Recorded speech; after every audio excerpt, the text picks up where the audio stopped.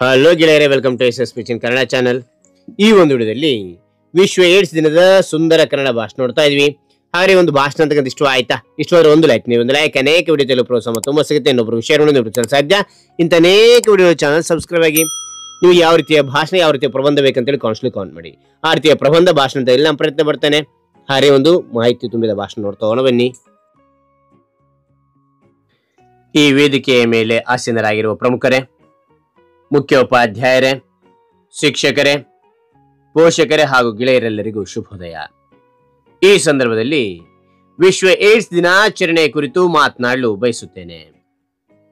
AIDS ಗುಣಪಡಿಸಲಾಗದ ಹಾಗೂ ಗಂಭೀರ ಕಾಯಿಲೆಯಾಗಿದ್ದು, ಇದು ಪ್ರಪಂಚದಾದ್ಯಂತ ಲಕ್ಷಾಂತರ ಜೀವಗಳನ್ನು ಬಲಿ ತೆಗೆದುಕೊಂಡಿದೆ. ಹಾಗಾಗಿ ಈ ಮಾರಣಾಂತಿಕ ರೋಗದ ಕುರಿತು ಜನರಲ್ಲಿ ಜಾಗೃತಿ ಮೂಡಿಸುವ ಉದ್ದೇಶದಿಂದ ಪ್ರತಿ ವರ್ಷ ಡಿಸೆಂಬರ್ 1ರಂದು ವಿಶ್ವ ಏಡ್ಸ್ ದಿನವನ್ನು ಆಚರಿಸಲಾಗುತ್ತದೆ. ವಿಶ್ವ ಏಡ್ಸ್ ದಿನವನ್ನು ಮೊದಲ ಬಾರಿಗೆ 1988ರಲ್ಲಿ ಆಚರಿಸಲಾಯಿತು. 1981ರಲ್ಲಿ ಮೊದಲ ಪ್ರಕರಣ ವರದಿಯಾದ ನಂತರ ಸುಮಾರು 25 ಮಿಲಿಯನ್ ಜನರು ಈ ಕಾಯಿಲೆಗೆ ತುತ್ತಾಗಿ ಪ್ರಾಣವನ್ನು ಕಳೆದುಕೊಂಡರು. ಇಂತಹ ಪರಿಸ್ಥಿತಿಯಲ್ಲಿ ಈ ಗಂಭೀರ ಕಾಯಿಲೆಯ ಬಗ್ಗೆ ಜನರಿಗೆ ಶಿಕ್ಷಣ ನೀಡುವ ಅಗತ್ಯವಿತ್ತು.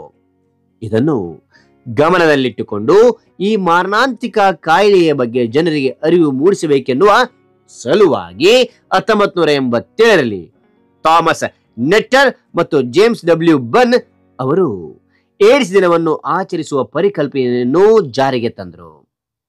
ಅದರ ಮಾರನೇ ವರ್ಷ ವಿಶ್ವ ಆರೋಗ್ಯ ಸಂಸ್ಥೆಯು ಈ ದಿನವನ್ನು ವಿಶ್ವ ಮಟ್ಟದಲ್ಲಿ ಆಚರಿಸಲು ಘೋಷಿಸಿತು. ಅಂದಿನಿಂದ ಪ್ರತಿ ವರ್ಷ ಡಿಸೆಂಬರ್ 1ರಂದು ವಿಶ್ವ ಏಡ್ಸ್ ದಿನವನ್ನು ಆಚರಿಸಲಾಗುತ್ತದೆ. ಈ ದಿನದ ಮೂಲಕ ಪ್ರತಿಯೊಂದು ದೇಶದ ಸರ್ಕಾರಗಳು ಈ ರೋಗದ ಹರಡುವಿಕೆ ಮತ್ತು ಅದರ ತಡೆಗಟ್ಟುವಿಕೆಯ ಬಗ್ಗೆ ಜನರಲ್ಲಿ ಜಾಗೃತಿ ಮೂಡಿಸಲು ಅನೇಕ ಕಾರ್ಯಕ್ರಮಗಳನ್ನು ಆಯೋಜಿಸುತ್ತವೆ ಎಂದು ತಿಳಿಸುತ್ತಾ ನನ್ನ ಈ ಭಾಷಣವನ್ನು ಮುಗಿಸುತ್ತೇನೆ. ನನ್ನ ಈ ಭಾಷಣದಲ್ಲಿ ಏನಾದರೂ ತಪ್ಪುಗಳು ಕಂಡು ಬಂದಲ್ಲಿ ಕ್ಷಮಿಸಿ. ನಮಸ್ಕಾರ. ಹಾಗಾದ್ರೆ ಈ ಒಂದು ಭಾಷಣ ಅಂತಕ್ಕಂಥ ಇಷ್ಟ ಆಯ್ತಾ?